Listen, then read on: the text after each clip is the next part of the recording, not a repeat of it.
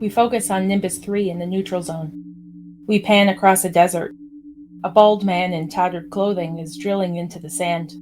Out of a dust storm, a horseman approaches.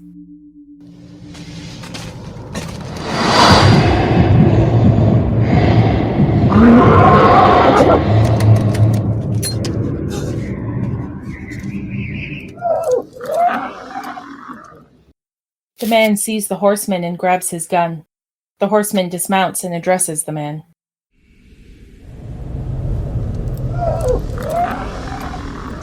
I thought weapons were forbidden on this planet. Besides, I can't believe you'd kill me for a field of empty holes. It's all I have. The stranger gets close to the man and he falls to the ground, sobbing.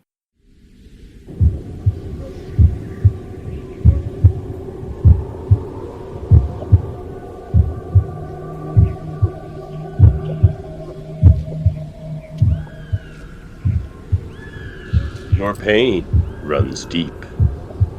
What do you know of my pain? Let us explore it together. Each man hides a secret pain. It must be exposed and reckoned with. It must be dragged from the darkness and forced into the light. Share your pain. Share your pain with me and gain strength from the sharing.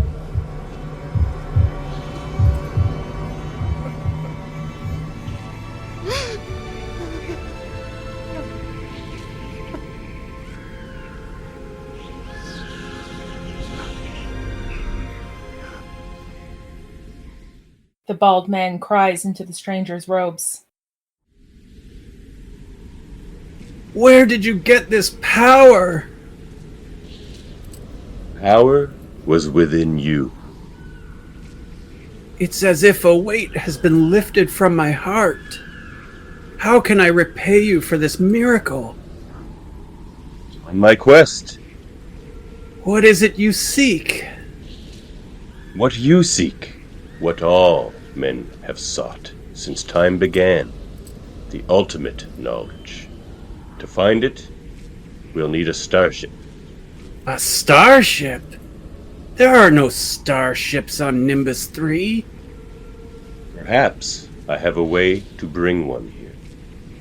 But how? Have faith, my friend. There are more of us than you know. The stranger removes his hood and shows off his pointed ears. You're a Vulcan!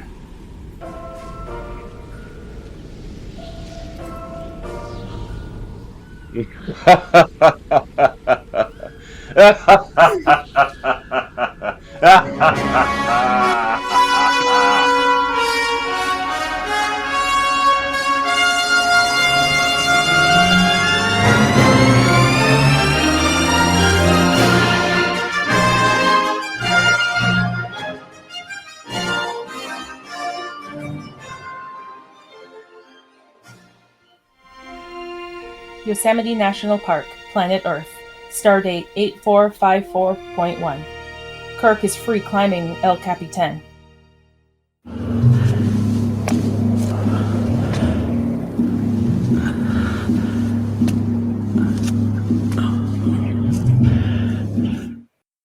We focus on a Yosemite campsite. Bones is dressed in a Canadian tuxedo with a bandana tied around his neck. He's watching Kirk ascend to the mountain through fancy binoculars.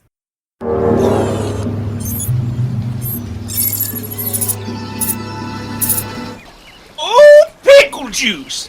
You'll have a great time, Bones! You'll enjoy your shore leave!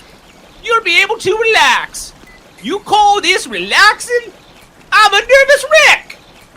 If I'm not careful, I'll end up talking to myself! We focus on El Capitan.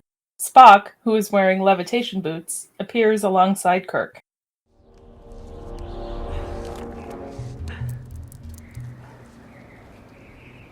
Spock! Greetings, Captain. Spock, what are you doing in this neck of the woods? I have been monitoring your progress. I'm flattered. 1,200 points of interest in Yosemite, you picked me? I regret to inform you that the record for free climbing El Capitan is in no danger of being broken. I'm not trying to break any records. I'm doing this because I enjoy it. Not to mention the most important reason for climbing a mountain. And that is? Because it's there. Captain, I do not think you realize the gravity of your situation. Kirk reaches for a handhold and slips a little. He looks down and sees how far he is from the ground.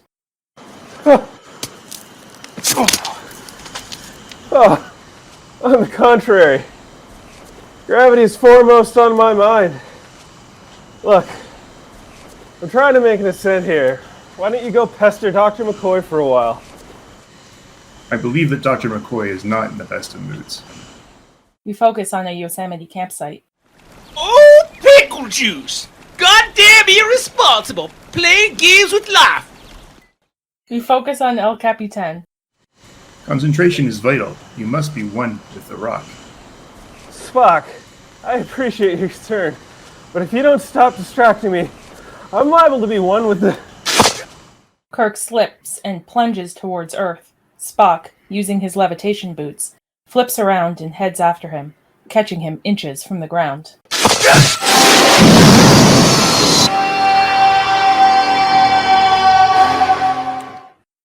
Spock chastises Kirk while he is still holding him, dangling inches from the ground.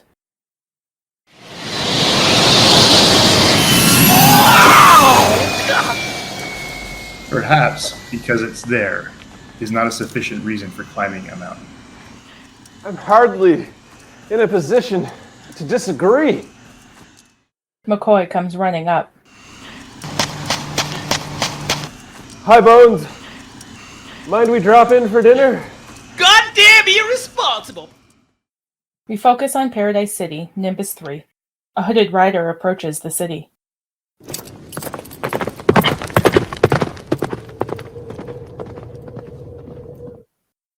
We focus on the Paradise City saloon. A three-breasted cat creature is dancing on the bar. The stranger in the hooded cloak enters. The saloon is full of unsavory-looking individuals. A group plays water pool in the corner.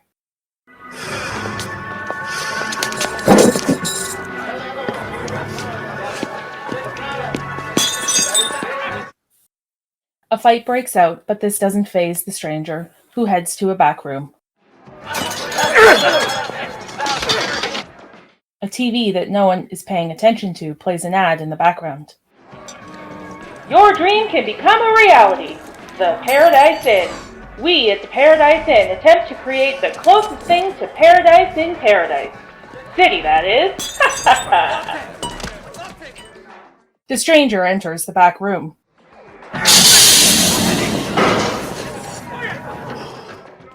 Seated at the table in the room is a human man and a Klingon man. The stranger removes her hood. Gentlemen, I'm Caitlin Dar. Ah, yes! Our new Romulan representative. Welcome to Paradise City, my dear. Capital of the so-called Planet of Galactic Peace. I'm St. John Talbot, the Federation representative here on Nimbus 3, and my charming companion here is the Klingon consul, Korrd. I expect that's Klingon for hello? Won't you come in, my dear? We focus on the desert outside Paradise City. The horseman and his followers approach the city.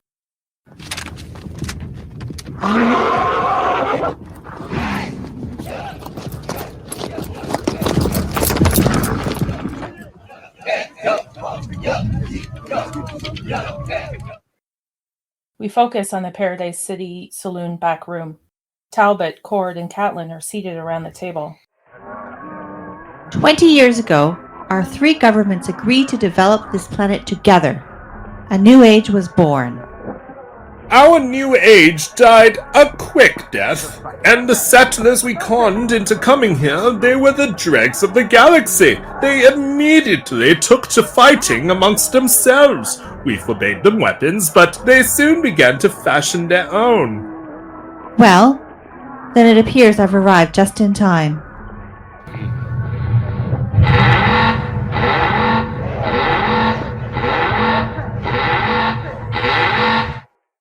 A klaxon sounds and the three of them rush into the city as the horseman and his followers storm the city.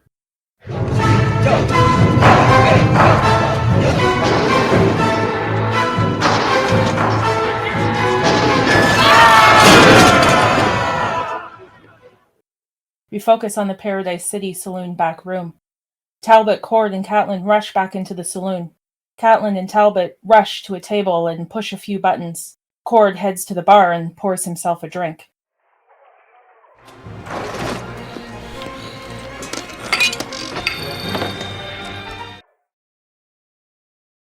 A monitor rises from the table Talbot and Catelyn are at. The horseman and his followers are close behind and enter the saloon. Get away from that transmitter! Several men grab Korrd, who doesn't put up much of a fight. What kind of Klingon is this?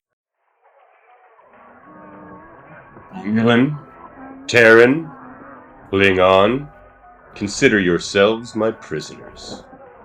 Prisoners! We're already prisoners here on this worthless lump of rock. What possible value could we be to you? Nimbus 3 may be a worthless lump of rock, but it does have one unique treasure. It's the only place in the entire galaxy that has the three of you. I don't know who you are or what you want, but I can tell you this. Our governments will stop at nothing to ensure our safety. It's exactly what I'm counting on. We focus on a space dock.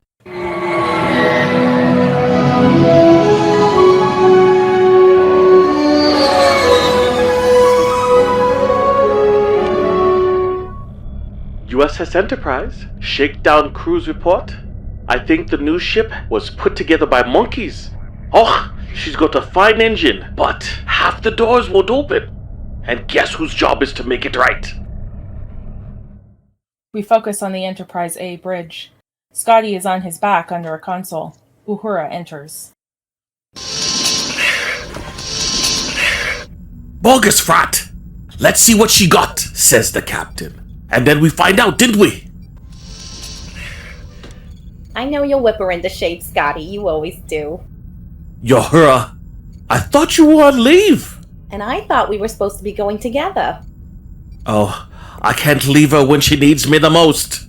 I had a feeling you'd say something like that. So, I brought us dinner. Oh, lassie, you're the most understanding woman I know. Red alert. Red alert! Red alert! Ah! I just fixed the damn thing! Turn it off, will ya?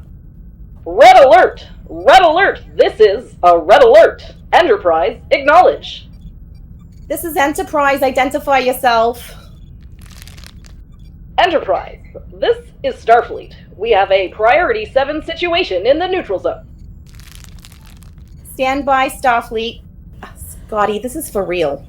They can't be serious. The ship's in pieces, and we got less than a skeleton crew aboard. Starfleet, are you aware of our current status? Current status understood.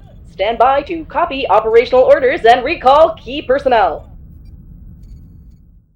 We focus on Earth, a forest somewhere. Chekov and Sulu are hiking. Admit it, we're lost.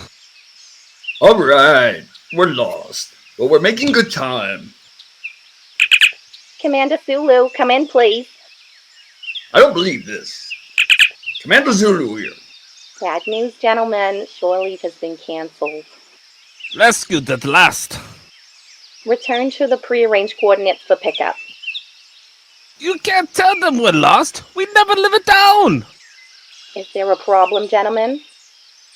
Yes. We've been caught in a blizzard. Shh, shh. And we can't see a thing. Shh, shh.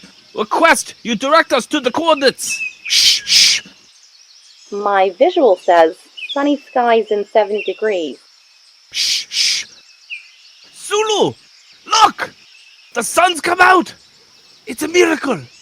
Don't worry, fellas. Your secret's safe with me. I'll send the shuttlecraft to pick you up. I owe you one. We focus on a Yosemite campsite. McCoy uses a triangle to loudly call Kirk and Spock to dinner, despite the fact that they are sitting right beside him. Oh, come and get it! Come and get it with me! The dinner's ready! Bones, knock it off! We're right here. And we're starving. Bipodal seeds, Doctor? Beans, Spock! But no ordinary beans! These are from an old southern recipe handed down to me by my father. And if you stick your Vulcan nose up at these, you're not only insulting me, but generations of McCoys!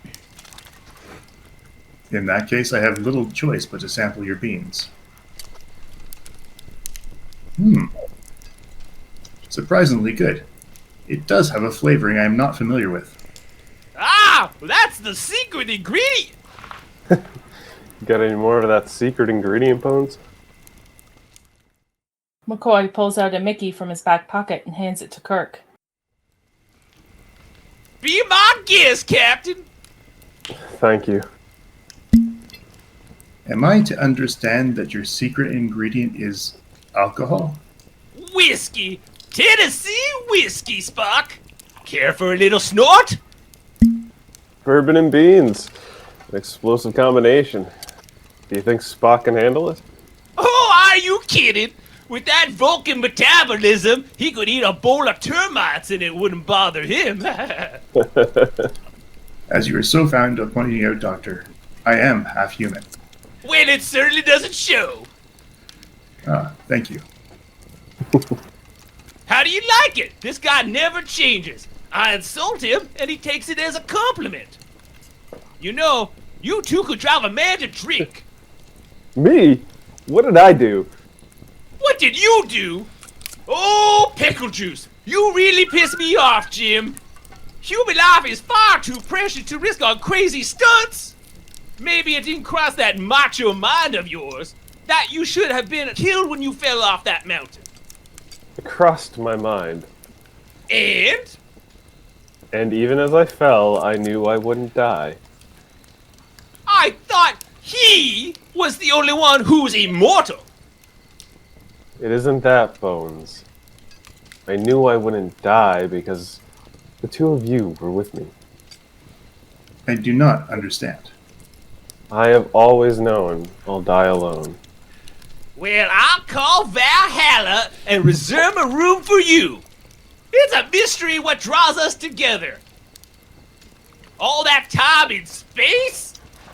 Getting on each other's nerves? And what do we do when we get short leave coming along? We spend it together. Other people have families. Other people, Bones. Not us. Spock pulls out some sort of device. A fluffy white object is emerging from the end of it.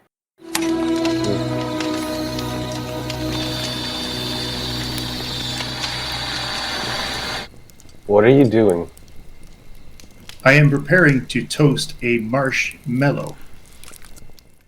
Spock pulls a very long marshmallow out of his device. Well, I'll be damned. A marshmallow. Where did you learn to do that? Doctor, before leaving the ship, I consulted the computer library to familiarize myself with the customs associated with camping out. Tell me, Spock, what do we after we toast the marshmallows? We consume them. I know we consume them. I mean after that. I believe we are required to engage in a ritual known as a sing-along. I haven't sung around a campfire since I was a boy in Iowa. Wait a minute.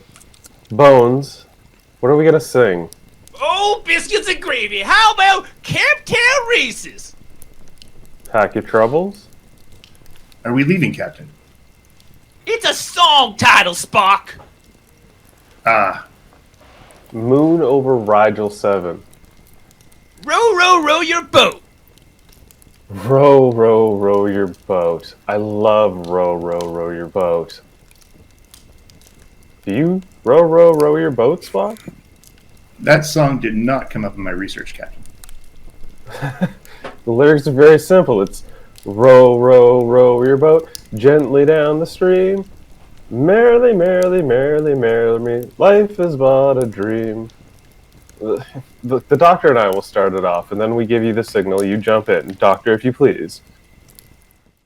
McCoy takes a big swig of the bourbon. Oh, Peaches, didn't say I didn't warn you.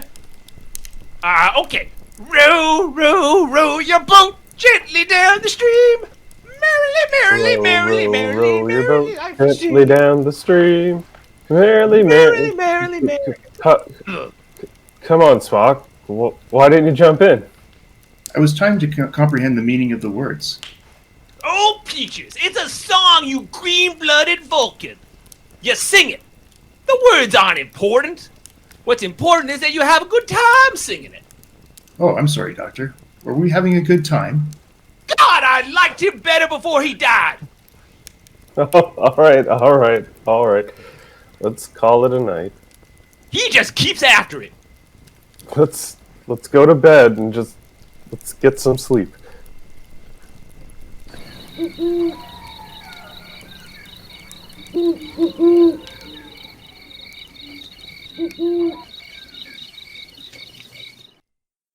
The three are still around the campfire, but are now laying down in sleeping bags. Captain? Spock, we're on leave. Call me Jim. Jim? Yes, Spock. Life is not a dream. Go to sleep, Spock. Yes, Captain. Good night, Bones. Good night, Jim. Good night, Spock. Good night, Doctor. Good night, Spock. Good night, Jim. We focus on space. An old satellite can be seen drifting around. A Klingon bird of prey decloaks.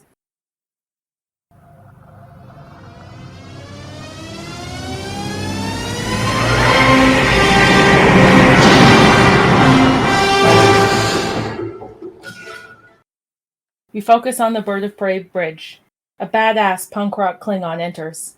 He's got wild hair and is wearing the usual armored vest, but has no shirt under it, creating a deep V reminiscent of Khan. Captain Claw, we have the target in sight. A probe of ancient origin. Difficult to hit? Most difficult. Good. All weapons at my control. Scope!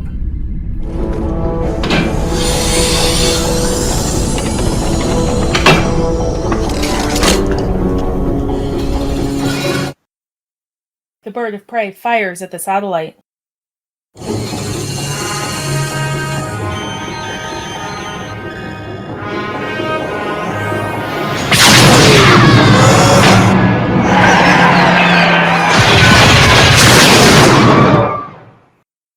The satellite is sent spinning by the first shot and is destroyed by the second. Shooting space garbage is no test of a warrior's mettle. I need a target that fights back. Captain, new data. Hostages on Nimbus 3. One of the hostages is a Klingon. And the others? A Terran. And a Romulan. That means the Federation will be sending a rescue ship of its own. Plot course for Nimbus 3. I've always wanted to engage a Federation ship. We focus on the Yosemite campsite.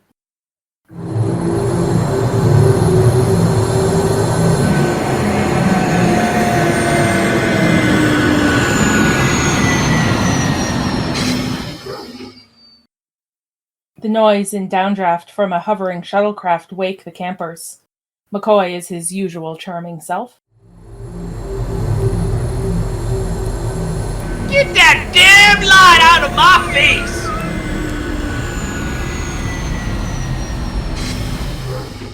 The shuttlecraft lands and Uhura emerges.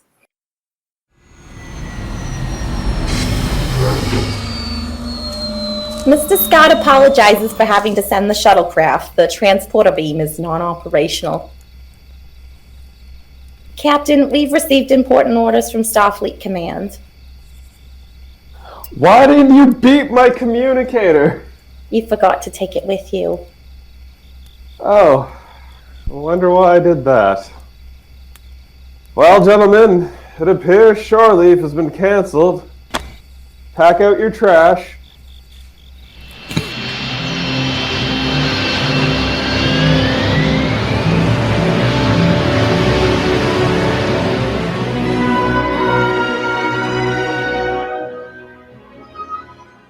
We focus on the Galileo.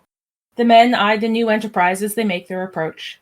Thankfully, this isn't 4 minutes and 44 seconds of flyby ship porn this time.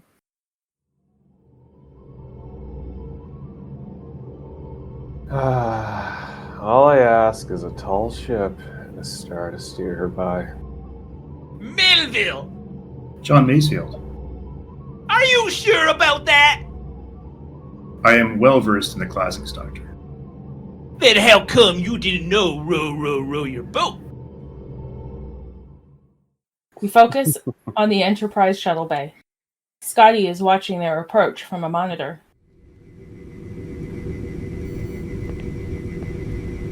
Ready for landing maneuver. Enterprise, you have control. You're doing just fine.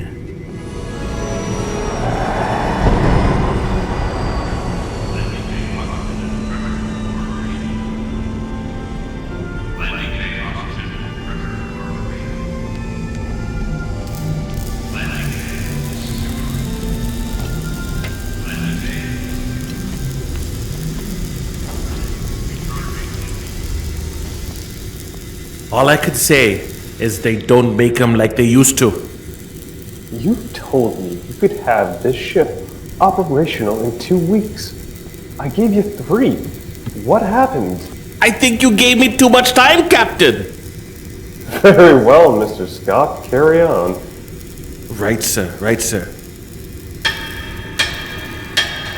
How many times do I need to tell you?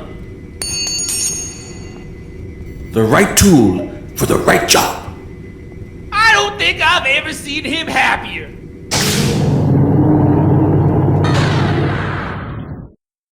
We focus on the Enterprise turbo lift.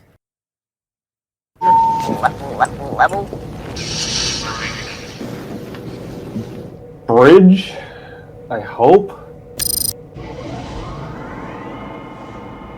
I could use a shower. Yes, you could. We focus on the Enterprise bridge.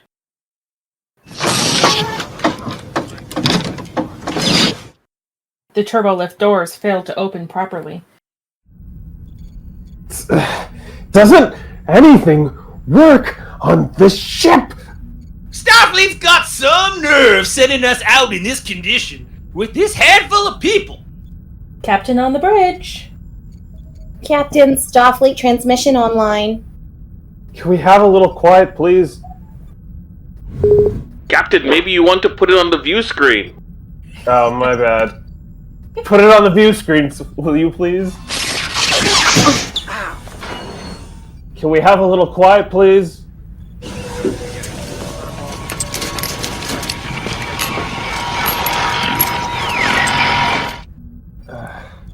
Can you clear that up? Can we have a little quiet? Bob?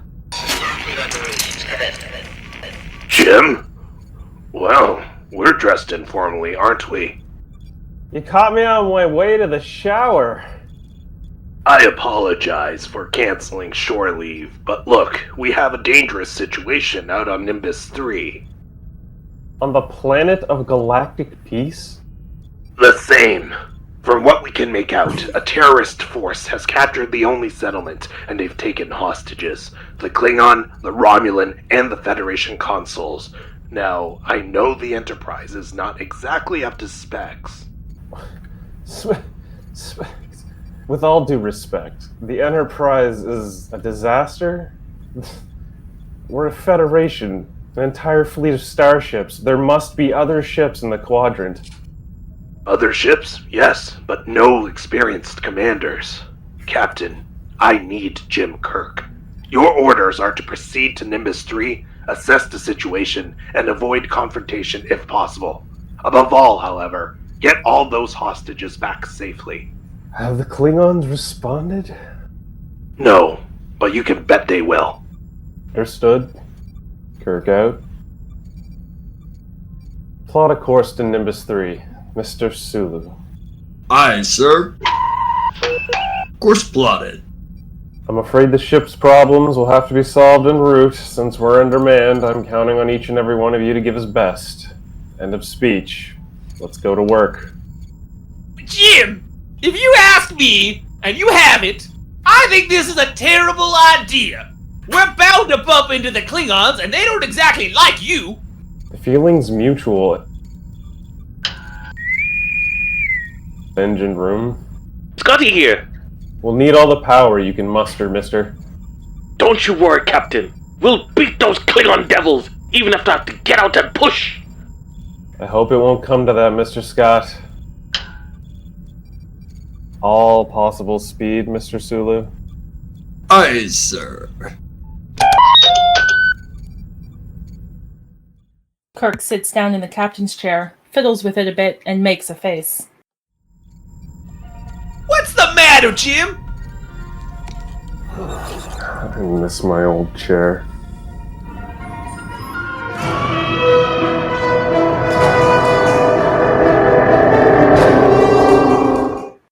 We focus on the Bird of Prey bridge.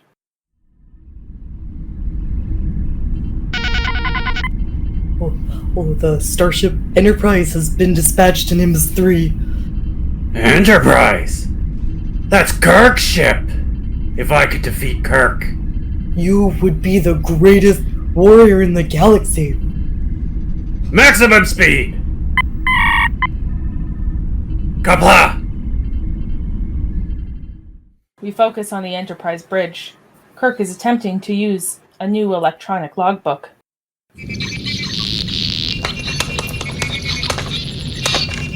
Captain's log. Star date 8450. Captain's log. Star date 84. The logbook powers itself down. Kirk gives up, closes it, and then it responds. Good morning, Captain. That's forget it. Kirk hands the logbook to the Yeoman. Captain, we are receiving the hostage information you requested. Put it on screen. This is an authorized transmission from Starfleet Galactic Memory Bank. General Korrd? The same. He's apparently fallen out of favor with the Klingon High Command. General Korrd's military strategies are required learning when I was a cadet at the Academy. When they put me up to pasture, I hope I fare better than Korrd. Ah, this must be the hostage tape!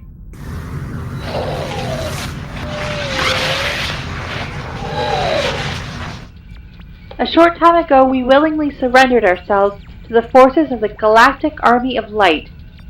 At this moment, we are in their protective custody.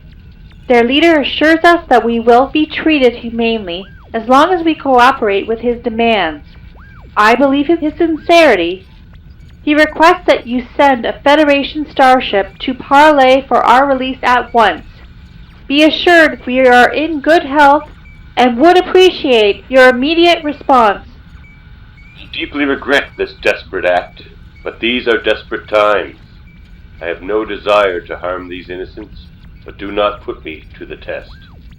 I implore you to respond immediately. Spock puts a close-up of the stranger's face on his view screen.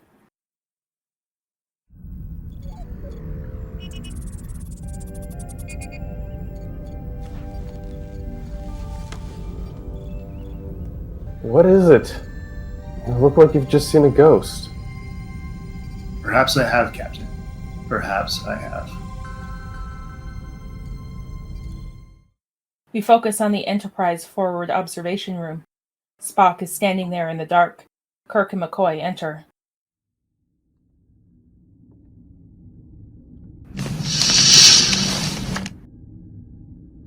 Spock! What is it? Do you know this Vulcan? I cannot be certain, Captain. But he does seem familiar. He reminds me of someone I knew in my youth. Why, Spock? I didn't know you had one! I do not often think of the past.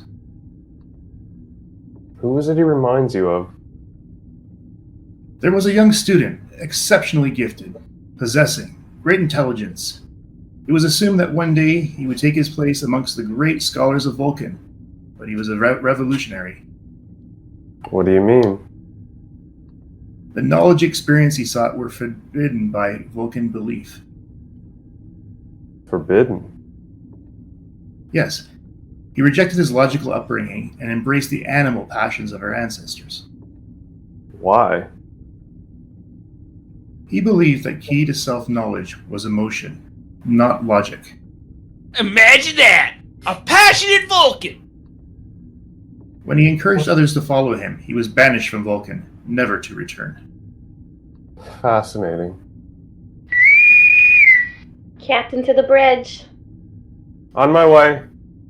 Spock. Coming, Captain.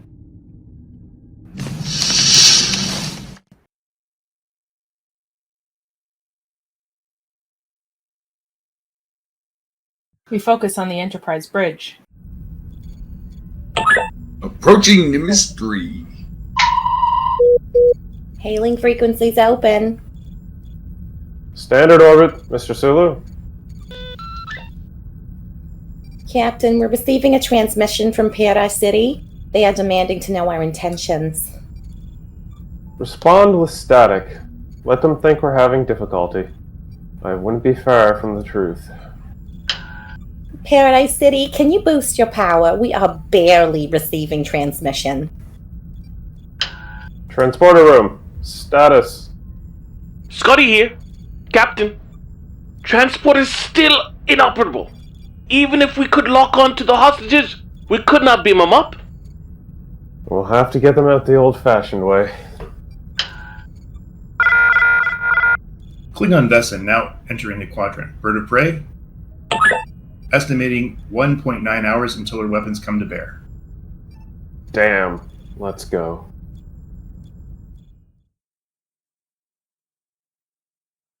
We focus on the Galileo. The away team is gearing up while Spock, McCoy, and Kirk huddle around a monitor.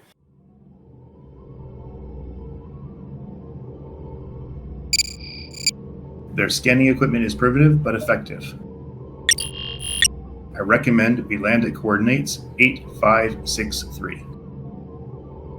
It puts us pretty far away from Paradise City. To land any closer would be to risk detection. Mr. Sulu, execute. Aye, sir.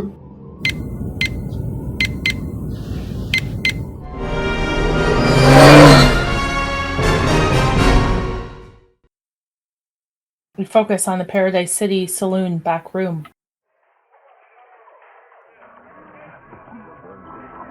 Paradise City. This is the Starship Enterprise. Federation starship. This is Captain Pavel Chekov. You are in violation of Neutral Zone Treaty. I advise you to release your hostages at once, or suffer the consequences. Your threats amuse me, Captain Chekov. What consequences did you have in mind? The Galileo lands and the away team disembarks.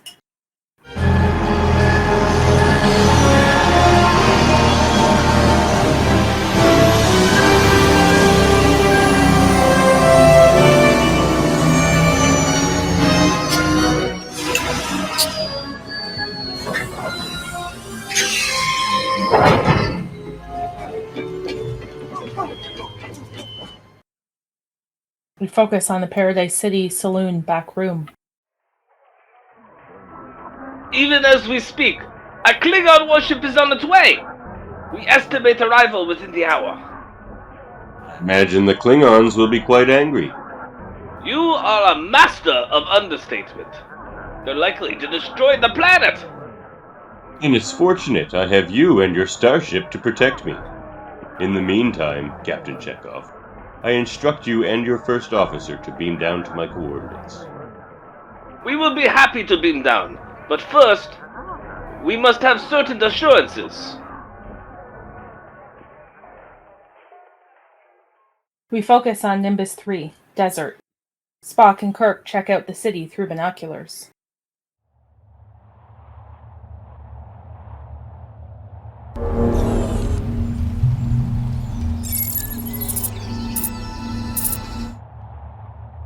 At foot speed, I estimate the journey to Paradise City to be 1.2 hours. The grass is green and the girls are pretty, but we don't have 1.2 hours, Spock. Kirk spots a line of tethered horses. Wait a minute. Perfect. He sees the men milling about around the horses. But we'll have to get their attention. A man getting a drink of water hears a song. He looks up to see Uhura on a hilltop with 2 moons behind her. She is singing while performing an exotic dance with giant feathers.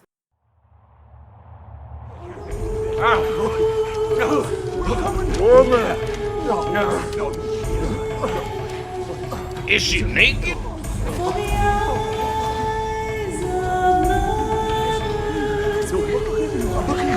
Is she naked? As the men get closer, 2 officers pop up from behind the hilltop and pull phasers on them.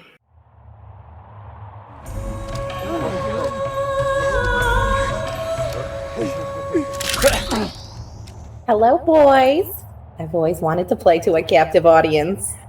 Oh, damn. Kirk and the rest of the away team thunder across the desert on the horses they stole. They've covered their uniforms in the robes of the men that were guarding the horses. Spock? Yes, Captain. Be one with the horses. Yes, Captain. We focus on Paradise City Gate. The away team approaches.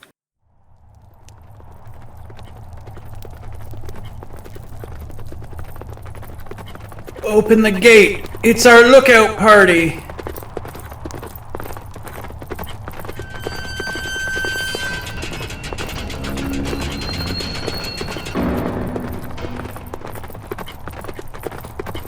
Federation soldiers are right behind us. Close the gate.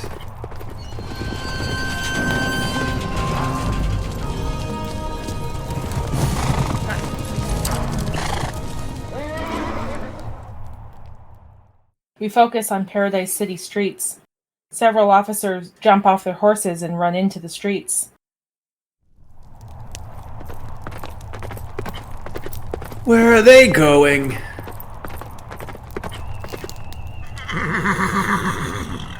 Spock? Hold your horse, Captain. I am scanning.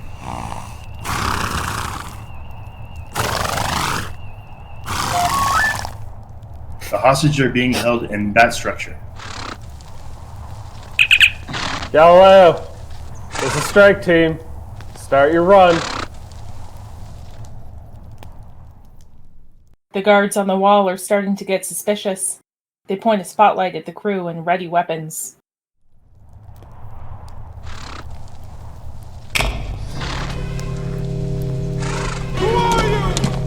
Phasers on stun. Get rid of the mounts. Sulu, take out that light. A guard fires on Sulu, who rolls off his horse and fires back, taking out the light as commanded.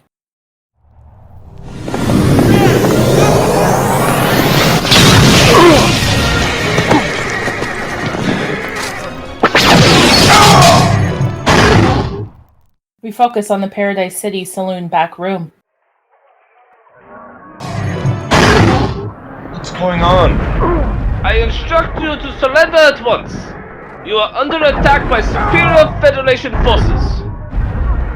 Do you realize what you've done? It wasn't bloodshed I wanted. Wait! Come back! We focus on the Paradise City streets.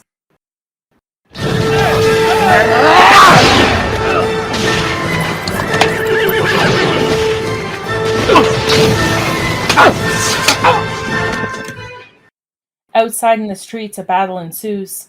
Spock fells a horse with a nerve pinch.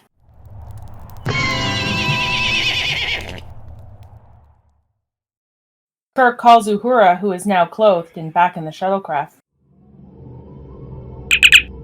Uhura! Come on down! Roger, coming in. We focus on the Paradise City saloon.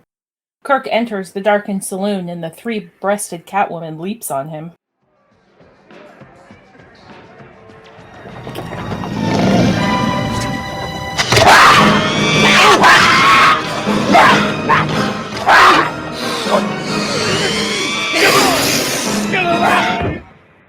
He dumps her in an aquarium.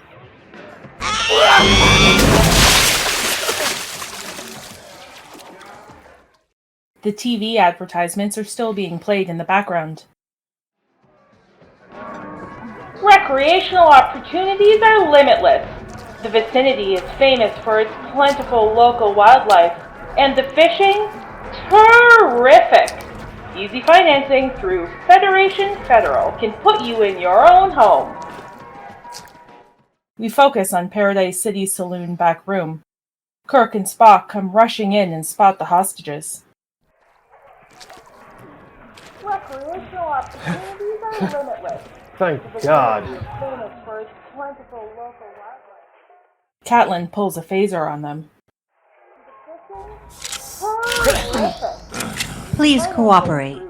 Would you mind handing over your weapons? We focus on Paradise City streets. Sybok addresses his followers.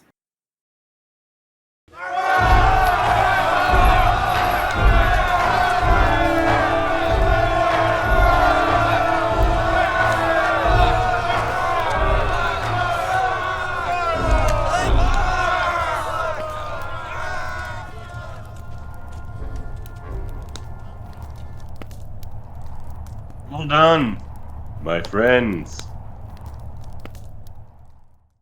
Kirk and the rest of the away team are led through the cheering crowd. Spock walks up to Sybok and examines him closely. Calcite 2? Spock! Sybok is happy to see him and attempts to embrace him. Spock backs up a couple of steps. Spock! It's me! It's Sybok! After all these years, you've finally caught up with me. Don't you have anything to say to me? You are under arrest for 17 violations of the Neutral Zone Treaty.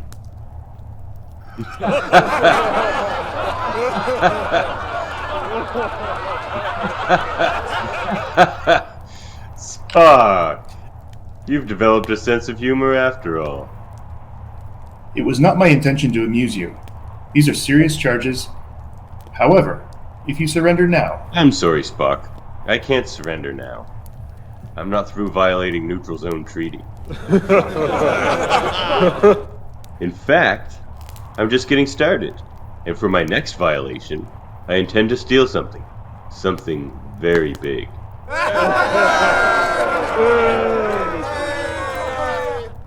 I must have your starship. You staged all this to get your hands on my ship? Who are you? James T. Kirk, Captain of the Enterprise. I thought Captain Chekov. I see. Very clever, Captain. Spock, it would appear you've been given a second chance to join me. What do you say? I am a Starfleet officer. Of course. Then I'll take the ship without your help.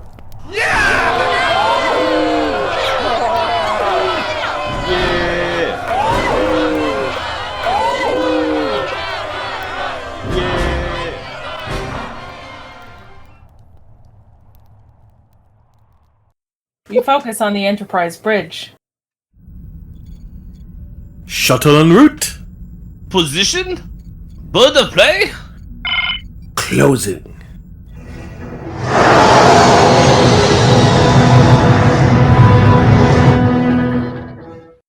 We focus on the Bird of Prey bridge.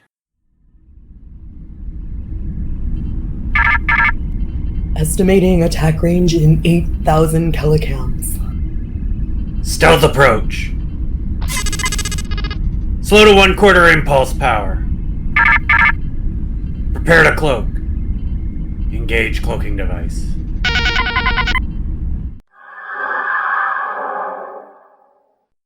We focus on the Enterprise bridge.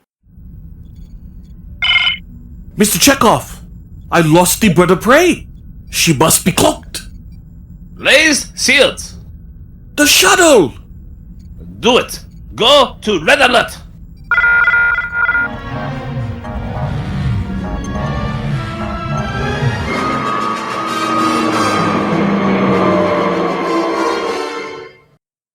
We focus on the Galileo as it makes its approach to the Enterprise. Once we've taken control of your vessel, we'll bring up the rest of our followers. The Klingons are out there. We'll be lucky to get back to the ship ourselves. Galileo, this is Enterprise. Red alert. Bird of prey approaching. Cloaked. Lazy shields. Recommend Galileo find safe harbor until situation secure. Acknowledge. No reply. Remain on course. Cybok, listen to me. In order for this craft to enter the landing bay, Enterprise must lower the shields and activate the tractor beam to bring us inside, and then re-raise the shields will take Exactly 15.5 seconds. an eternity during which we'll be vulnerable to a Klingon attack. Korrd, you tell him. He speaks the truth. If my people are cloaked, they intend to strike. We cannot turn back. You must allow us to act. Let me do something. Very well. Do what you must, but no more. We focus on the Bird of Prey bridge. Enterprise, this is Kirk. Kirk! He's on the shuttlecraft. Alter attack course. We focus on the Galileo. Understand your situation. Are unable to return to planet. Stand by to execute. Emergency landing, Plan B. We focus on the Enterprise bridge. Emergency landing, Plan B. What's emergency landing plan B? I do not have a clue. B as in barricade? He can't be serious! We focus on the Galileo. What are you doing?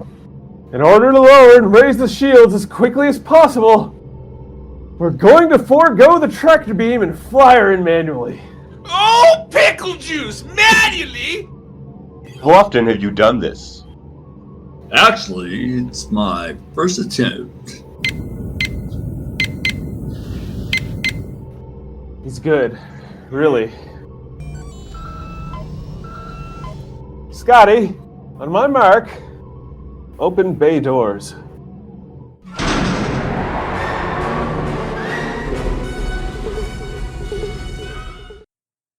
We focus on the Bird of Prey bridge.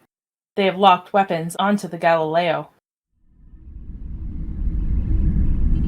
Stand by to decloak for firing. We focus on the Galileo.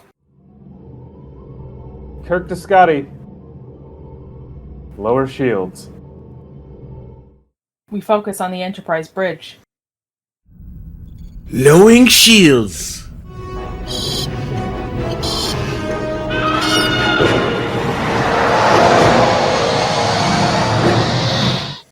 We focus on the Galileo.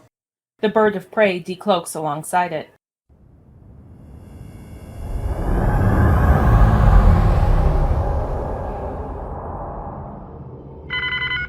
Bird of Prey bearing 105 Mark II. Go, Sulu!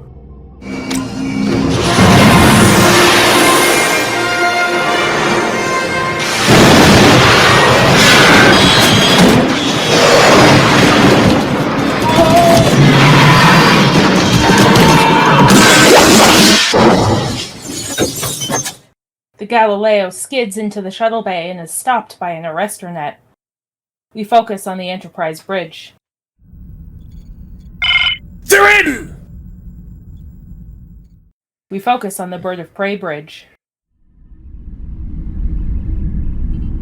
Bear on, Enterprise! Enterprise targeted. We focus on the Enterprise. Warp speed! Now!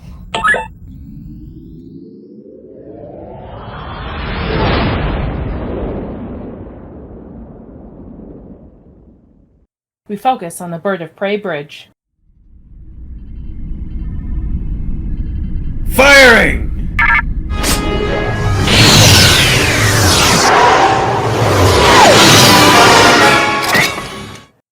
The Enterprise goes to warp and the shot misses. Track her course! He's good. We focus on the Galileo. Everyone has been tossed around and is passed out. As they come to, Kirk attempts to grab a weapon, but Sybok beats him to it.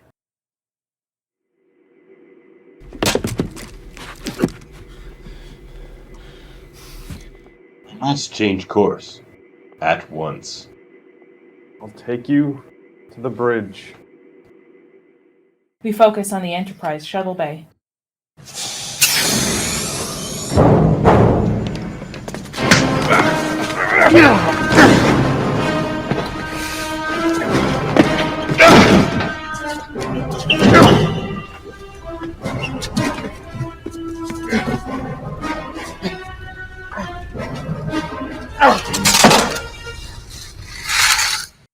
Kirk and Sybok fight. The weapon spins clear to Spock's feet. Spock! Pick it up! Spock picks it up and points it at Sybok. Sybok, you must surrender. No. You must kill me. Shoot him!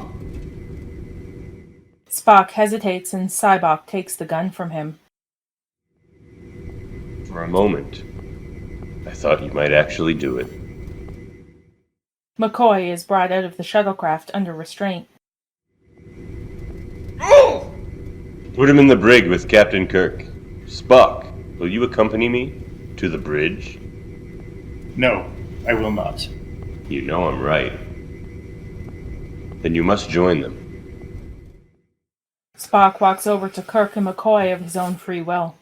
Uhura and Sulu are escorted out of the shuttlecraft by Korrd. These two will be useful. Give us a moment alone.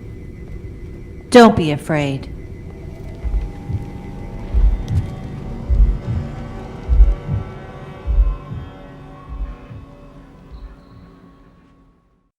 We focus on the Enterprise brig.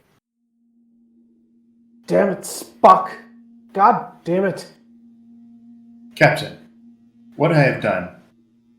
What you have done is betray every man on this ship. Worse, I have betrayed you. I do not expect you to forgive me. Forgive you? I had to knock you on your goddamn ass.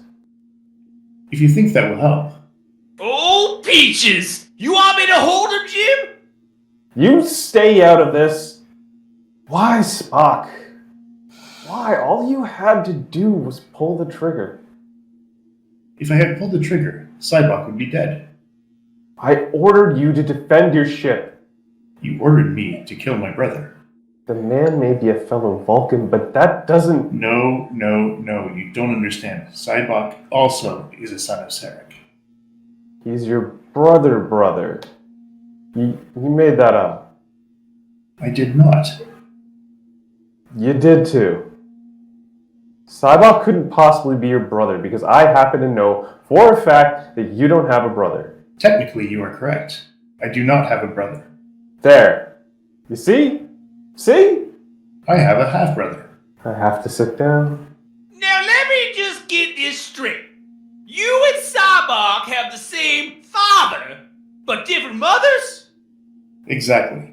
That is correct. Cybok's mother was a Vulcan princess. Upon her death, Cybok and I were raised as brothers. Why didn't you tell us this before? I was not disposed to discuss matters of personal nature. For that, I'm sorry. He's sorry. That makes everything alright. He's sorry.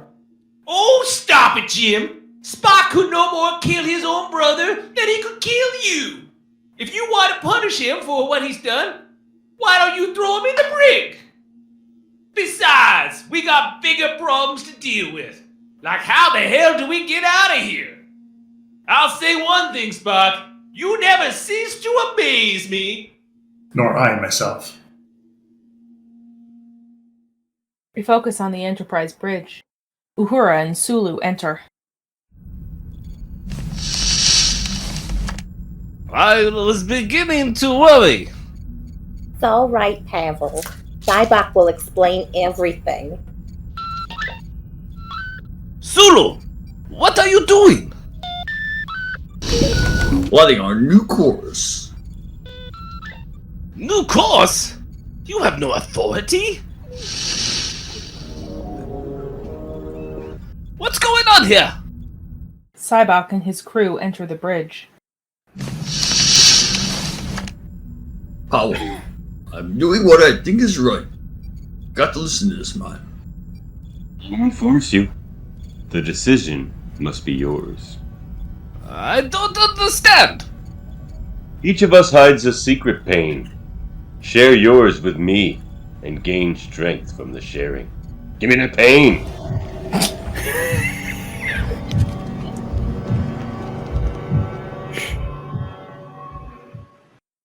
We focus on the Enterprise brig. Kirk is on Spock's shoulders, fiddling about in the ceiling.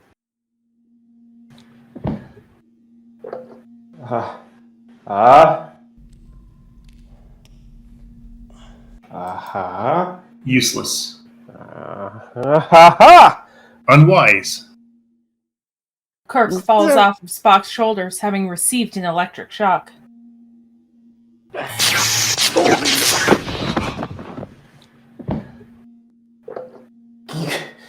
You could have warned me.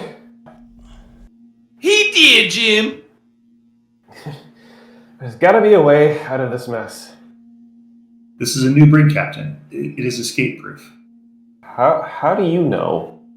The designers tested it using the most intelligent, resourceful person they could find. He failed to escape. This person? He didn't by any chance have pointed ears and an unearning capacity for getting his shipmates into trouble? Did he? He did have pointed ears. We focus on the Enterprise bridge.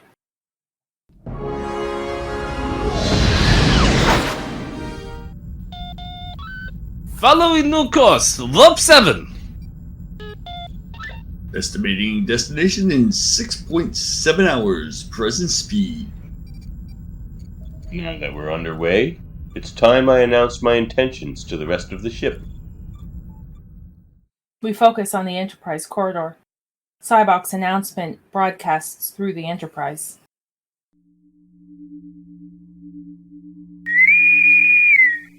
Brave crew of the Enterprise, consider the question of existence.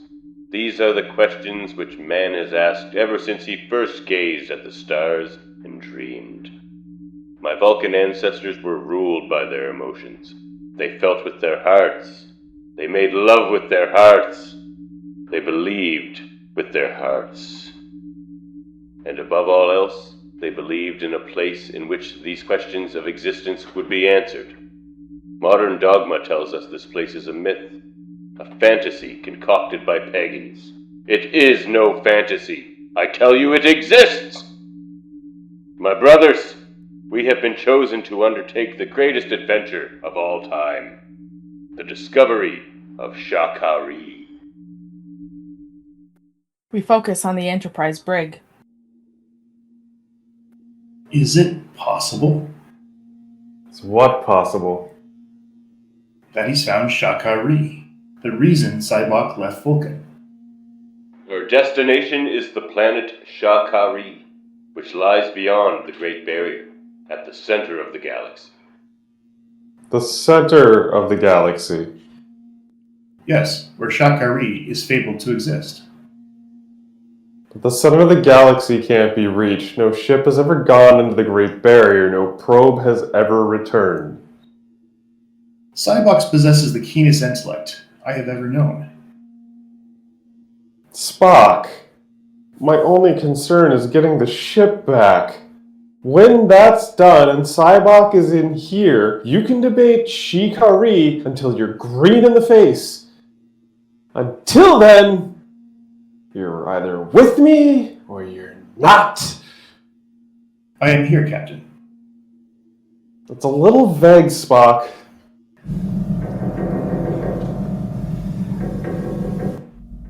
What's that noise?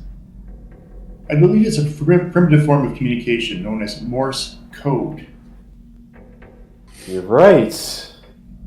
I'm a little out of practice, but that's an S. T. Give me an A.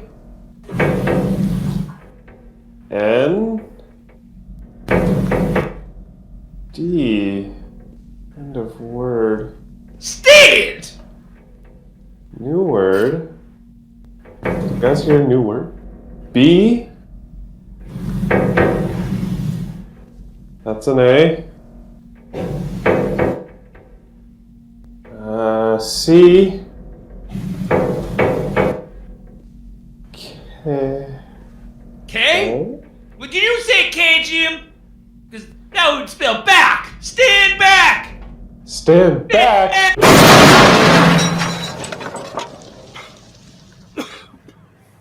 The brig wall blows open. What are y'all standing around for? Don't you know a jailbreak when you see one? We focus on the Enterprise corridor. Cybok is walking with Sulu and a handful of his followers. Bond between these three is strong, difficult to penetrate. This will be quite a challenge. They spot the hole in the brig wall. We've got to find him. We focus on the Enterprise, lower decks. We cannot trust anyone now. We can send a distress signal. Oh, Pickles, we'll never make it to the bridge!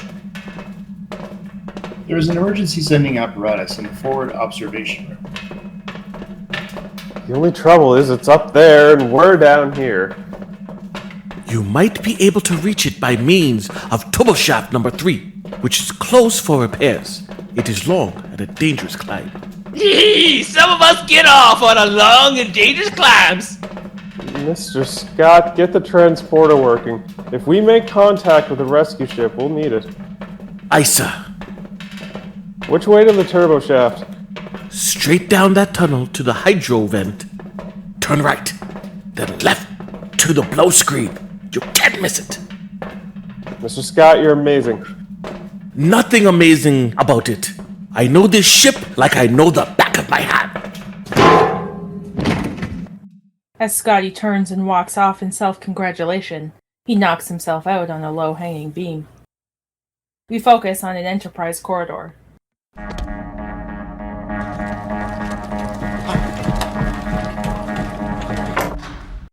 Cybok's followers secure all levels.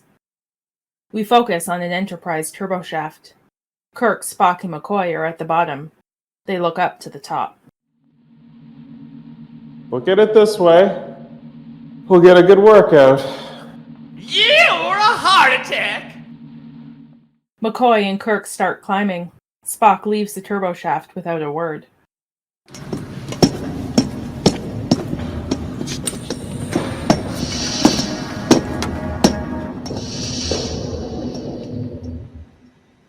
We focus on the Enterprise lower decks. Sulu and his team come across an unconscious Scotty.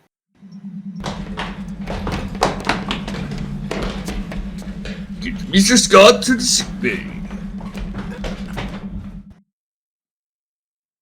We focus on the Enterprise turboshaft, deck 13. Kirk and McCoy are still climbing. McCoy is struggling.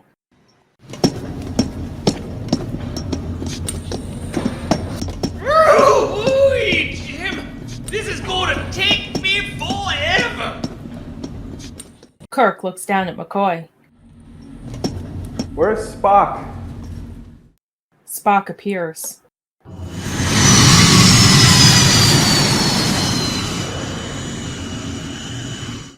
On his levitation boots. I believe I found a faster way. Spock holds his arms out and Kirk climbs onto his feet. Spock floats down to McCoy. Bones! Oh, you two go ahead. I'll wait for the next car. We're not splitting up. When McCoy climbs aboard, they begin to go down. It would appear that we are too heavy. Must be all those marshmallows. Sulu and some of Cybok's followers appear below. Spock, the booster rockets? If I activate them now, Captain, we'll be propelled at an unpredictable rate. Captain, please come back down. Fire the rockets!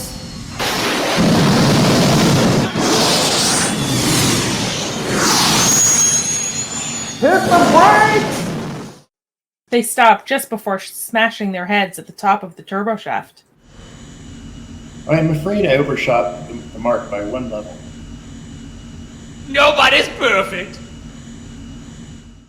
We focus on the Enterprise forward observation room. McCoy hits a button and a table appears out of the floor.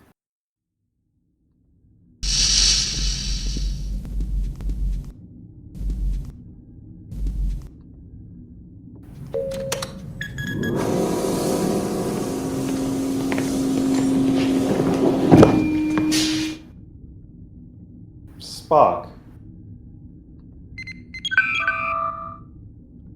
Emergency channel open, Captain.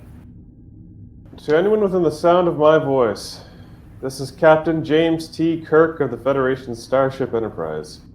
If you read me, acknowledge. Acknowledge.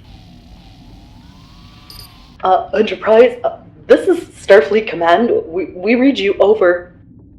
A hostile force has taken control of our vessel and put us on a direct course to the Great Barrier. Our coordinates are 000 Mark II. Request emergency assistance. Acknowledge. We focus on the Bird of Prey bridge. The Klingon female is seen pretending to be Starfleet Command. Understood, Enterprise. We are dispatching a rescue ship immediately. Roger, Starfleet. Plot course 000 Mark II. But Captain, that course will take us into the barrier as well? Where Kirk goes, we follow. We focus on the Enterprise forward observation room. Kirk, Spock, and McCoy are leaving. The door opens, and they come face to face with Sybok. I trust your message was received. You can't expect us to stand by while you take this ship into the Great Barrier. What you fear is the unknown. The people of your planet once believed their world was flat. Columbus proved it was round. They said the sound barrier could never be broken. It was broken. They said warp speed could not be achieved. The Great Barrier is the ultimate expression of this universal fear. It is an extension of personal fear. Captain Kirk, I so much want your understanding. I want your respect. Are you afraid to hear me out? I'm afraid of nothing. Sybok turns to the men that came in with him. Wait outside. I'm sure you have many questions. Here, amidst the stars of our own galaxy, we shall seek the answers together. We focus on the Enterprise sickbay. Scotty comes too. Easy, Scotty. You're back with us. Uhura, I had the strangest dream. I dreamt that a madman had taken over the Enterprise. Oh, Scotty dear, he's not a madman. He's not? No, Cybok has put us in touch with feelings that we've always been afraid to express. Uhura begins to caress Mr. Scott. I've got to get back to the transporter. No, Scotty. There's so much I want to tell you. Maybe if you can wait until a wee bit stronger. I don't think I could take it in my present condition. Or yours. We focus on the Enterprise forward observation room.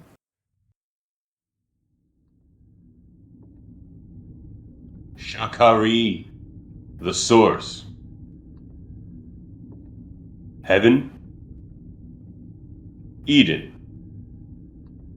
Call it what you will. The Klingons call it Quitu. To the Romulans, it's Vortavor. The Andorian word is unpronounceable. Still, every culture in existence shares this common dream of a place from which creation sprang. For us, that place will soon be a reality. The only reality I see is that I'm a prisoner on my own ship. What is this? Power that you have to control the minds of my crew. I don't control minds. I free them. How? By making you face your pain and draw strength from it. Once that's done, fear cannot stop you. Give me the pain! McCoy stands up and Cybok comes close. Oh, Doc McCoy doesn't know about book reading or how to eat in a fancy restaurant, but he sure as heck isn't dumb. It sounds like brainwashing to me. Your pain is the deepest of all. What? I can feel it. Can't you? Leonard.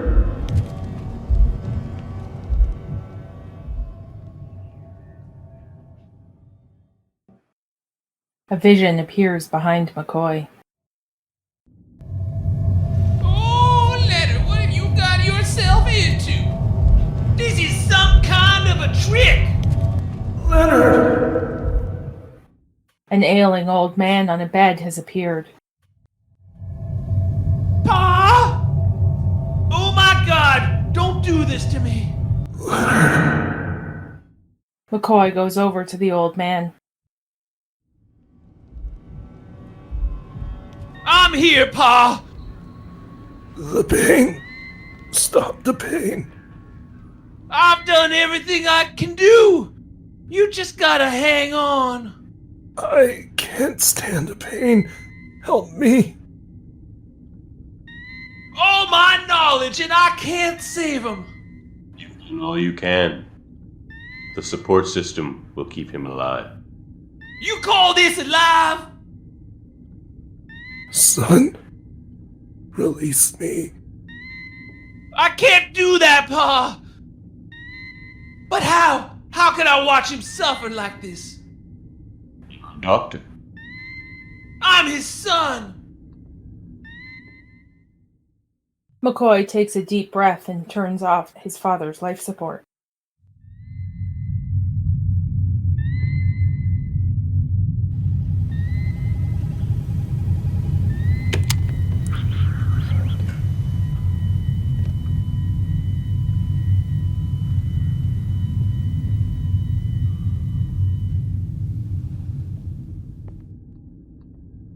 Why did you do it? To preserve his dignity. It wasn't the worst of it, was it? No! Was it? Share it. Not long after, they found a cure. A goddamn cure! If you hadn't killed him, he might have lived. No! I loved my father. I released him. Then you did what you thought was right. Yes! No! Yes? Release the pain! Release it! This pain has poisoned your soul for a long time. Now you've taken the first step. The other steps we'll take together. Sybok turns to Spock. Each man's pain is unique. I hide no pain. I know you better than that. Do you? Spock! Don't! It's all right, Captain. Proceed.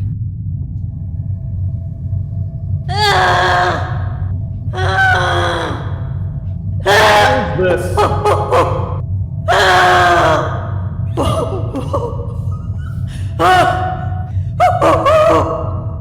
What is this? I believe we are witnessing my birth. Kirk and Spock walk over to the new vision. A young, very pregnant Amanda is in the throes of childbirth.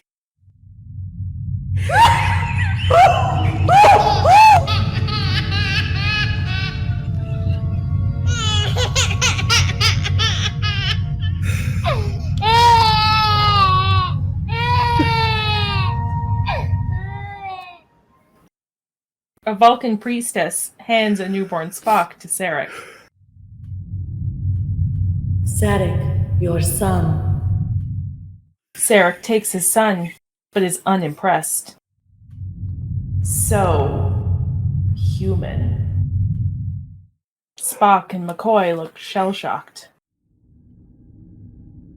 Spock. What have you done to my friends? Nothing. This is who they are. Didn't you know that? No, I didn't. Now learn something about yourself. No. I refuse. Jim, try to be open about this. About what? That I've made the wrong choices in my life? That I turned left when I should have turned right? I know what my weaknesses are. I don't need Sybok to take me on a tour of them. If you just unbend and allow yourself To be brainwashed by this con man? I was wrong! This con man took away my pain! Damn it, Bones. You're a doctor. We know that pain and guilt can't be taken away with the wave of a magic wand. They're the things we carry with us. Things that make us who we are. If we lose them, lose ourselves. I want my pain taken away. I need my pain. Sybok, this is the bridge. We're in approach of the Great Barrier. Can I call you Commander? I'm afraid you'll have to remain here, Spock. Dr. McCoy, come with me. Spock doesn't move. Spock? I cannot go with you. Why not? I belong here. I don't understand. Sybok, you are my brother, but you do not know me. I am not the outcast boy you left behind all those many years ago. Since that, I have found myself and my place. I know who I am, and I cannot go with you. I guess you better count me out too. I'll see you on the other side. Wait! You know we'll never make it through the Great Barrier. What if we do? Will that convince you that my vision was true? What vision? Given to me by God. He waits for us on the other side. You are mad. Am I? We'll see.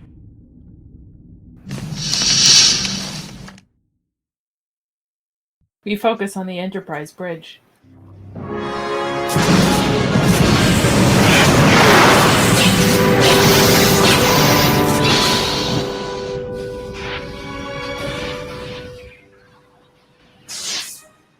The ship approaches the Great Barrier. They say no ship can survive this. I say they're wrong. I say the danger is an illusion. We have no instrument readings. Is it there or isn't it? Mr. Sulu, full ahead. Aye. Full ahead. We focus on the Enterprise forward observation room. The ship enters the barrier. The ship is shaking. Kirk, Spock, and McCoy watch from the window as they make it through. Is it possible? Fascinating. Are we dreaming? If we are, then life is a dream. The camera pans down to a plaque on the ship's wheel to boldly go where no man has gone before.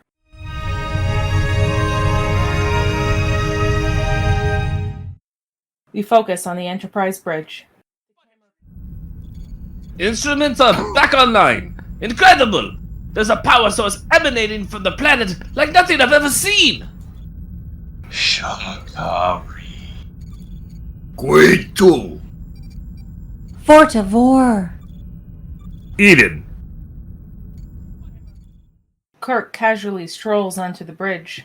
Spock and McCoy follow.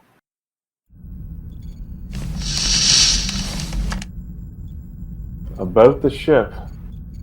The ship needs its captain, Commander. No special conditions? Conditions. What makes you think I won't turn us around? Because you too must know. Well, if we're going to do it, we'll do it by the book. Mr. Chekov, take the con. Mr. Sulu, standard orbital approach. Uhura, alert the shuttlecraft to stand by.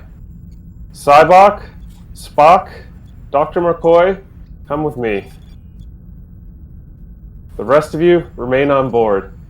Until I determine what it is we're dealing with. Well, don't just stand there. God's a busy man.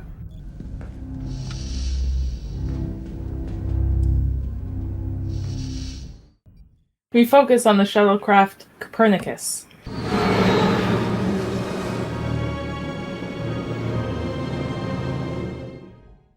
Spock is flying. Cybok, Kirk, and McCoy stand amazed at what they're seeing out of the view screen.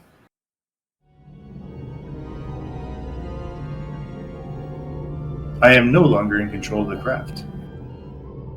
When the shuttlecraft lands, Kirk prepares to take a phaser. Cybok places his hand on Kirk's shoulder and shakes his head no.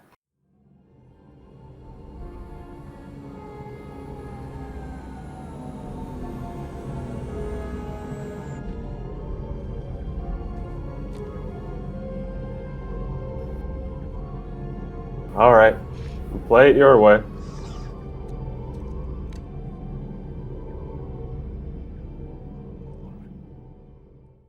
We focus on the Shakari landing site. It is very pink and purple. The terrain looks a lot like a Gorn is going to pop out at any minute.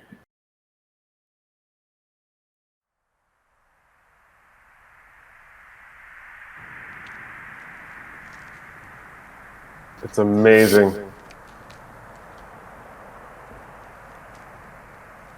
The land. The sky!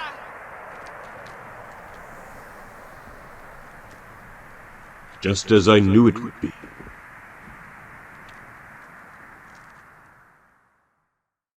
We focus on the Enterprise bridge. Everyone is watching the away team on the view screen.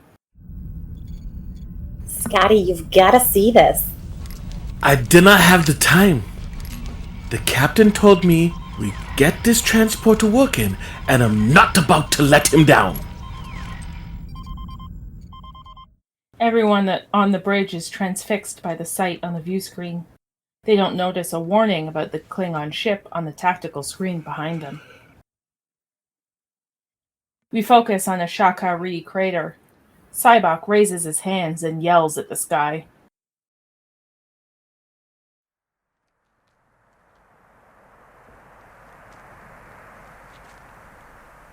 We have traveled far! My starship!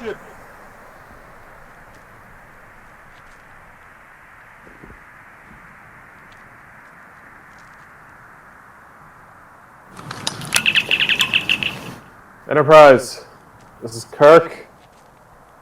We have a... Kirk doesn't know what to say. Spock approaches Sybok. Sybok, perhaps. The ground begins to shake. The skies darken and great rock columns shoot from the ground, forming a temple.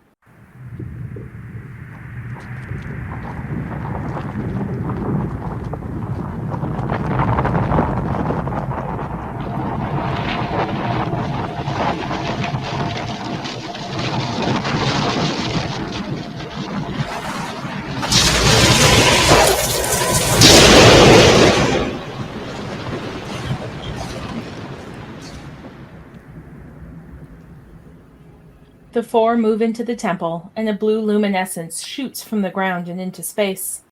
A disembodied voice greets them.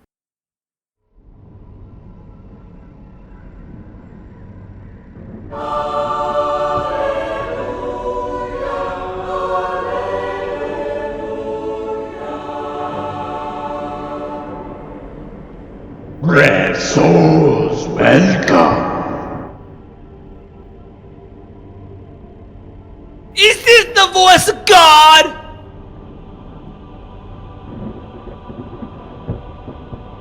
One voice, many faces.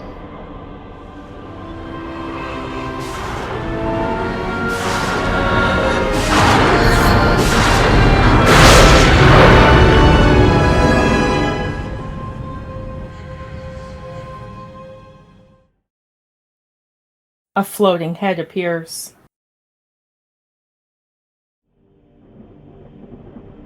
Does this better suit your expectations? You say two? It is I! The journey you took to reach me could not have been an easy one. It was not. The barrier stood between us, but we breached it. Magnificent! You are the first to find me. We sought only your infinite wisdom. And how did you breach the barrier? With a starship. This starship, could it carry my wisdom beyond the barrier? It could, yes. Then I shall make use of this starship. It will be your chariot. Excuse me. It will carry my power to every corner of creation. Excuse me. I'd like to ask a question. What does God need with a starship? Bring the ship closer. I said, what does God need with a starship? Jim, what are you doing? I'm asking a question, you buffoon. Who is this creature? Who am I? Don't you know? Aren't you God? He has his doubts. Ha ha ha! You doubt me? I seek proof. Jim, you don't ask the Almighty for his ID! Then here is the proof you seek! Blue rays shoot from God's eyes, knocking Kirk backwards.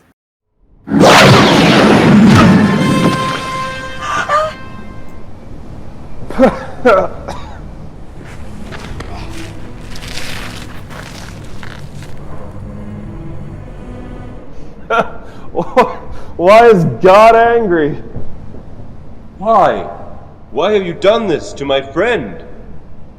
He doubts me. You have not answered his question. What does God need with a starship?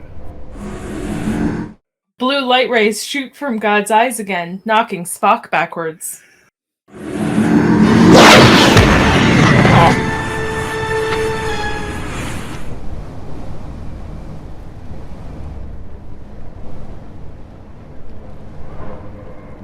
Do you doubt me? any god who inflicts pain for his own pleasure. Stop! The god of Shakari would not do this! Shakari, a vision you created. An eternity I've been imprisoned in this place. The ship. I must have the ship. Now. Give me what I want. Cybok, this is not the god of Shakari, or any other god. I don't understand. Reveal yourself to me.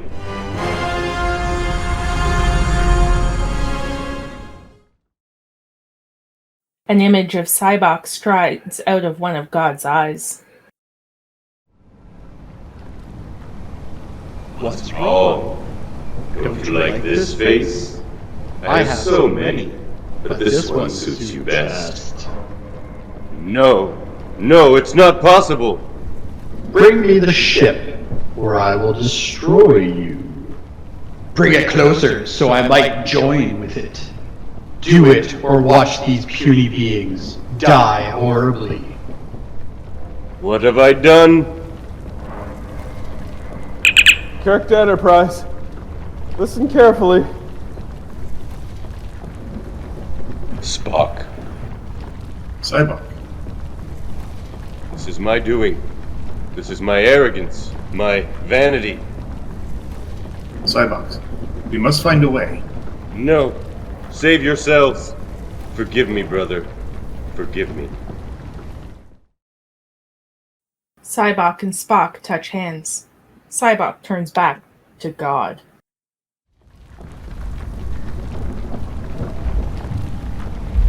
Couldn't help but notice your pain. My pain? It runs deep. Share it with me.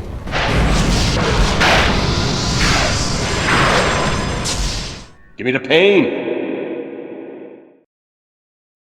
Cybok boldly enters the shaft and embraces his evil twin.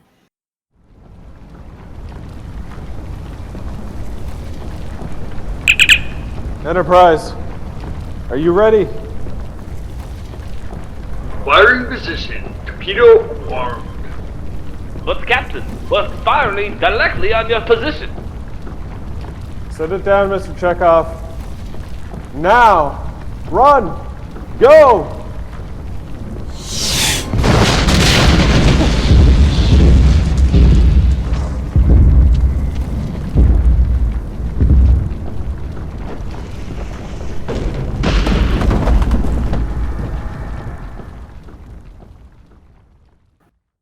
The temple begins to fall.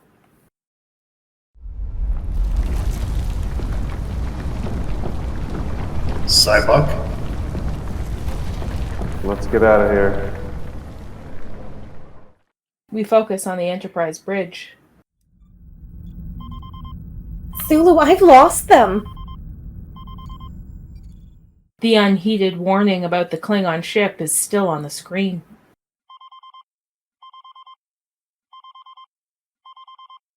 We focus on the Copernicus. Spock, get us out of here.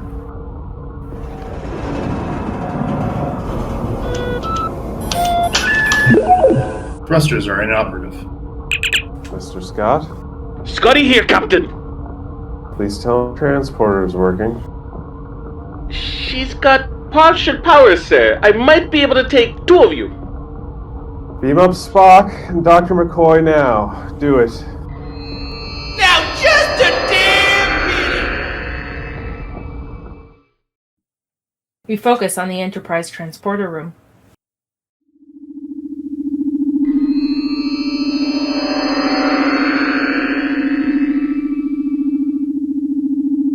Thank you, Mr. Scott. Bring up the captain. Aye, sir.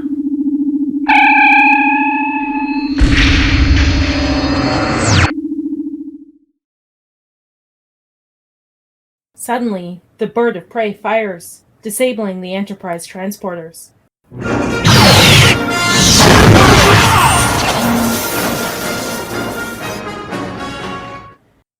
Sparks fly out of the Copernicus transporters and Kirk flees onto the planet's surface. We focus on the Enterprise bridge. They have taken damage and most of the crew is on the floor. Spock and McCoy enter. What about Jim? We just can't leave him down there! Please get a grip on yourself, Doctor. Status report. Klingon Captain wishes to name his terms, Mr. Spock. On screen. This is Captain Claw of the Klingon Empire. Do not attempt to raise shields or arm weapons, or I will destroy you. You are alive for a single reason. The renegade, James T. Kirk. Hand him over and I will spare your lives. My transporter stands ready to beam him aboard. Captain Kirk is not among us. You lie! I am a Vulcan. I am incapable of lying. Captain Kirk is on the planet below. Then give me the coordinates. Spock walks over to Korrd. General, I am in need of your assistance. My assistance? You are his superior officer. I'm a foolish old man. Damn you. Sir, you will try. We focus on the bird of prey in space.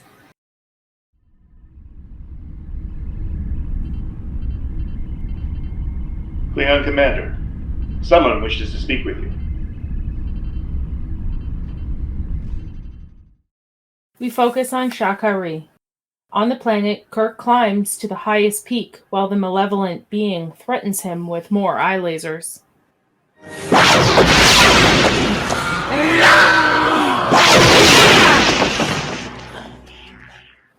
As Kirk reaches the summit, the bird of prey rises behind him. The ship fires at the disembodied head.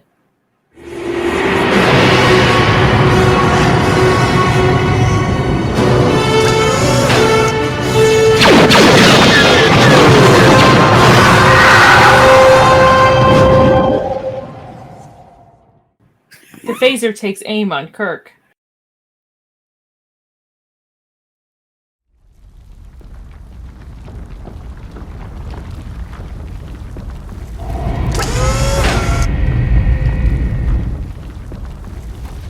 So it's me you want, you Klingon bastards.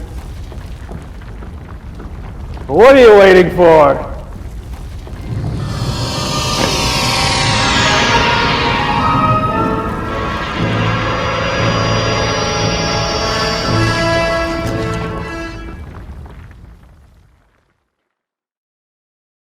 Kirk disappears in a Klingon transporter beam.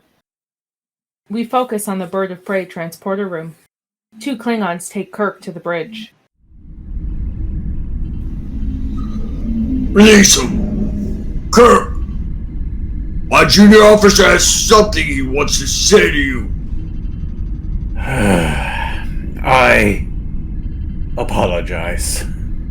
The attack upon your vessel was not authorized by my government. And now, may I present our new gunner. The chair spins around.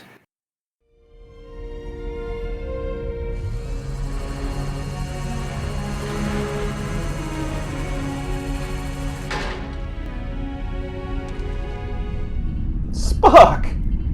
Welcome aboard, Captain. I thought I was gonna die. Not possible. You were never alone. Kirk embraces Spock. Please, Captain. Not in front of the Klingons.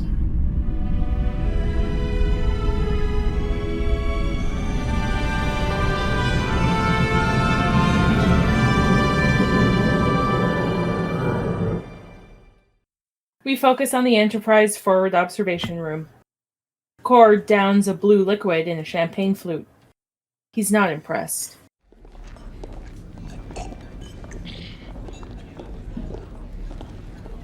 Aye. Would you care for a wee nip of Scotch whiskey? I never thought I'd be drinking with a Klingon. St. John Talbot and Catelyn Dar are talking together. What are you two conspiring about? We are just thinking how far we've come in such a short space of time. We certainly have. Vixis, the Klingon female, enters, followed by Sulu and Chekov. She has wonderful muscles. Kirk walks over to Spock and McCoy, who are off in their own little worlds.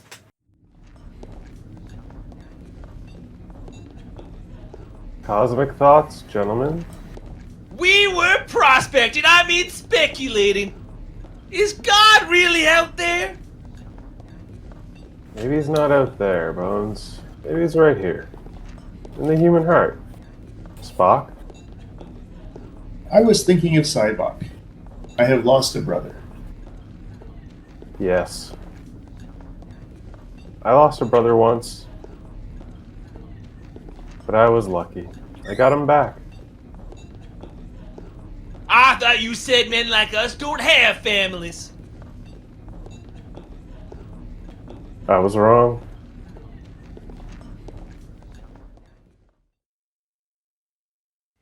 We focus on the Yosemite campsite. The men are back on shore leave. Spock is plucking away on his lute.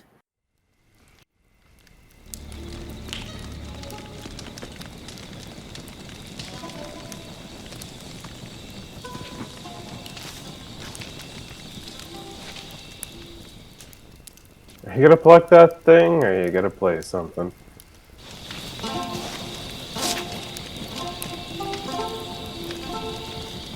Row, row, row your boat gently down the stream. Row, row, row your boat gently down the stream. Merrily, merrily, merrily, merrily, life is but a dream.